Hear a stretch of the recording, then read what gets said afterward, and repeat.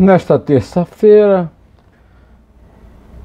19 de setembro de 2023, volto a fazer um contato com você sobre os fatos importantes da política, da cultura e do esporte do dia aqui no canal José Neumann e Pinto, a começar por mais uma ação intempestiva, inexplicável e imperdoável da Polícia Federal, Rodoviária Federal, no caso da morte da menina Heloísa Santos Silva. Vamos falar também do discurso do presidente Luiz Inácio Lula da Silva na ONU e na sua repercussão e no comentário que eu tenho que fazer a respeito. E mais, no abandono em que o senhor ministro da Justiça deixa os governadores de Estado e os governadores de Estado, seus secretários de segurança, etc., deixam as sociedades, as comunidades que vivem sob seu comando, tudo para ocupar um cargo de ministro do Supremo Tribunal Federal. Bom, meus caros amigos, eu quero agradecer muito a vocês que continuam aqui firmes, me dando força, me prestigiando, me acompanhando, sabendo que eu sou independente, não sou governo, não sou oposição, mas não sou imparcial, como muita gente pensa que eu digo que sou, e eu nunca disse. Ao contrário, sempre disse que eu não sou imparcial, sou do seu lado, do lado do cidadão. E é do lado de um cidadão que está passando por uma dor imensa que eu agora volto a falar na morte de Heloísa Santos Silva, de 3 anos de idade, da bala, do revólver, do patrulheiro Fabiano da Polícia Rodoviária Federal, na rodovia Duque de Caxias, no Grande Rio. Nada vai trazer a vida da minha filha de volta, mas quem matou a ela tem de pagar. Tem de haver a responsabilização dos policiais que, numa atitude covarde, tiraram a minha filha de mim e da sua família. A prisão deles é o mínimo que se espera, cobrou o gerente de farmácia, William da Silva, o pai da criança.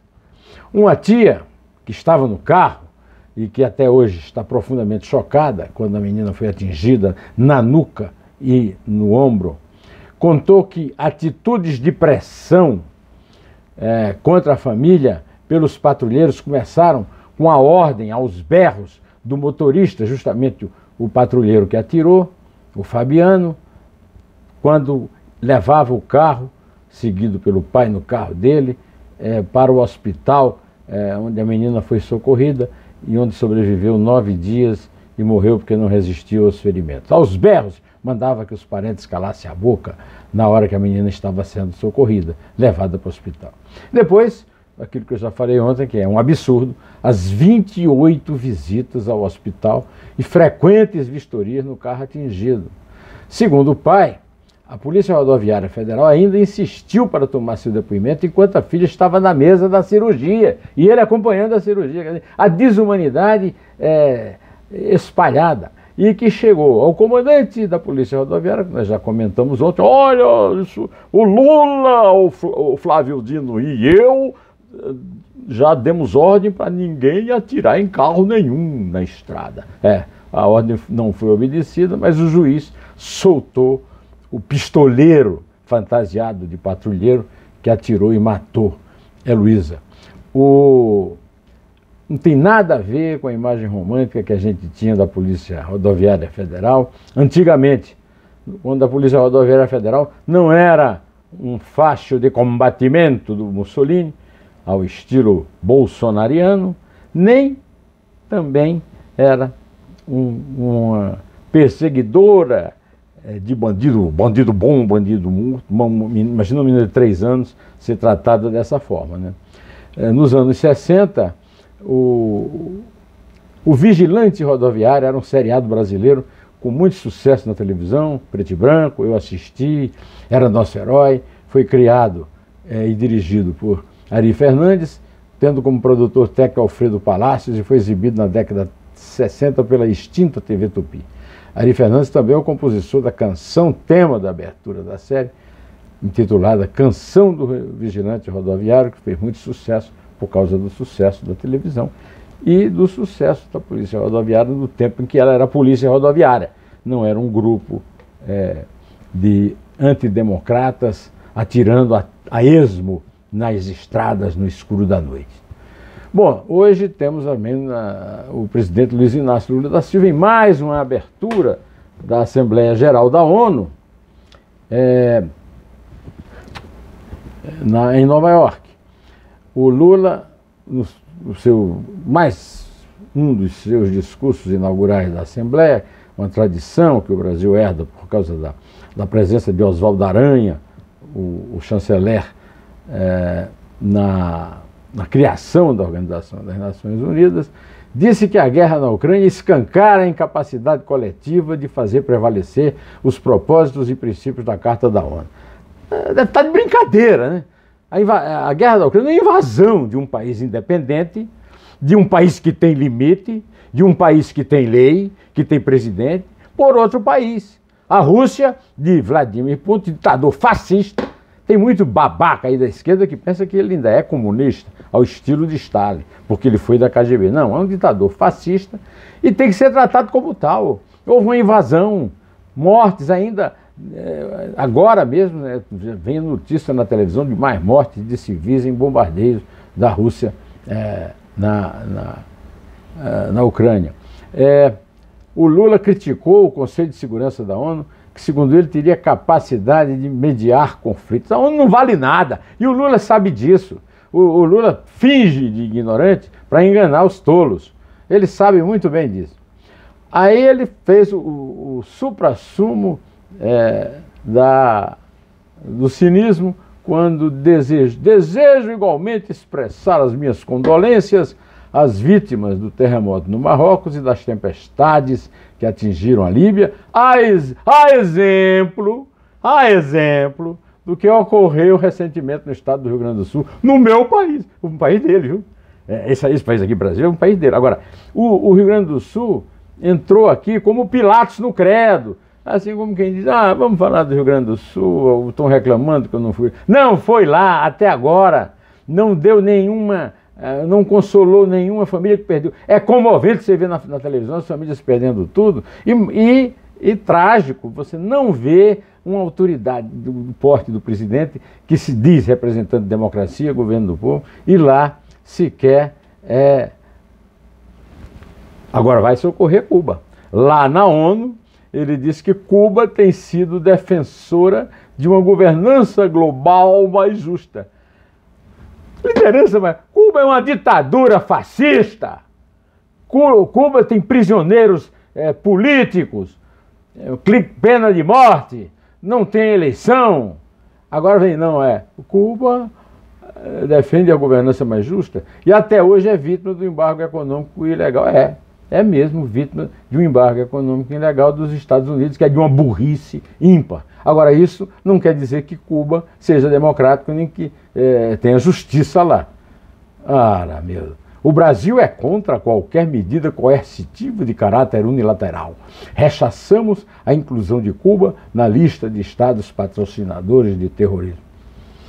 Cuba não tem mais nem condições financeiras para financiar o terrorismo internacional. Isso aí ele tem razão, né? Mas essa defesa é absolutamente babaca, para não dizer coisa pior. O Josias de Souza, colunista do UOL, escreveu: trata-se de um lero-lero que virou utopia. Em relação ao meio ambiente, prioridade zero do Brasil, Lula soou até mais enfático há 14 anos do que agora. E aí ele cita a frase do Lula agora: o Brasil não renunciará à agenda ambiental para ser apenas um gigante do petróleo. Discussão em 2009. Queremos consolidar nossa condição de potência mundial da energia verde. Isso foi em 2009, hoje nessa matéria é hora de traduzir o discurso em prática. Cadê a prática? O que é que o governo está fazendo para realizar isso? Olha aqui, um país que vive de escorchar os cidadãos com impostos, não tem uma renda à altura também por causa das perdas com a pirataria e o contrabando, ou seja, a ineficiência do combate à pirataria no Brasil, políciazinhas que não tem, atiram nos habitantes das comunidades pobres, mas não são capazes de deter a pirataria e o contrabando. Um prejuízo de 400 bilhões de reais em 2022 foi dado ao Brasil por causa disso. Uma das principais rotas usadas pelos criminosos é justamente a fronteira do Brasil com o Paraguai, em Foz do Iguaçu. O acesso de Cidade do Leste no Paraguai é a porta de entrada de muitos produtos que são vendidos no chamado mercado ilegal. O político petista Eduardo Suplicy comunicou que foi diagnosticado Alzheimer. Eu sei que é o sofrimento do Alzheimer. Tem um livro brilhante, inclusive, da Luísa Seixas, sobre a convivência dela com a mãe, que tinha Alzheimer. O outro livro também, da escritora paraibana, antes que me esqueça, né? É terrível. Mas ele disse que continua ativo e está tratando à base de cannabis medicinal. O cannabis é o princípio, como todo mundo sabe, da maconha, né? Mas, no caso, para a saúde, é um bom uso. Olha, uma notícia de esporte. Esta noite eu fiquei embasbacado, depois de ver a porcaria que jogou o Flamengo contra o São Paulo domingo, ver Corinthians e Grêmio 4-4. Mas o juiz deu uma ajudada pro Corinthians, pelo amor de Deus, né? Pouco depois de reconhecer o erro num pênalti que não foi marcado na mão do Yuri Alberto, que não faz nada. O Yuri Alberto não faz gol. Aliás, ele até voltou a fazer gol nesse jogo, foi 4-4. 8 gols no jogo, né? Na segunda-feira, pelo Brasileirão, a CBF decidiu afastar a equipe do VAR envolvida na partida e avalia uma possível punição do árbitro principal, Wilton Pereira Sampaio, da FIFA! O cara é da árbitro FIFA! Mas pelo amor, não marcar um pênalti daquele. Por enquanto, estão afastados o responsável pela arbitragem de vídeo, Emerson de Almeida Ferreira, de Minas Gerais, ninguém sabe quem é. Os caras pensam que o VAR resolve tudo. Não, tem gente lá operando o VAR. Aí botam esses incompetentes, dá isso, né? O Yuri Alberto defende a bola assim, o cara disse que não foi dentro da área, o cara disse que não foi pênalti. E os assistentes, Johnny Barros de Oliveira, Santa Catarina, e Michel Pratico Costa de Guimarães, de Minas Gerais. Convido você para o Neumann Entrevista de Joaci Góes, que eu pus no ar no sábado, sobre os erros cometidos pelo Supremo Tribunal Federal nesses julgamentos, né, que agora o quarto julgamento vai ser pelo plenário visual por decisão da presidente Rosa Weber. Joaci Góes, da Bahia, presidente do Instituto Geográfico e Histórico da Bahia, foi o meu entrevistado, e a entrevista está retumbando.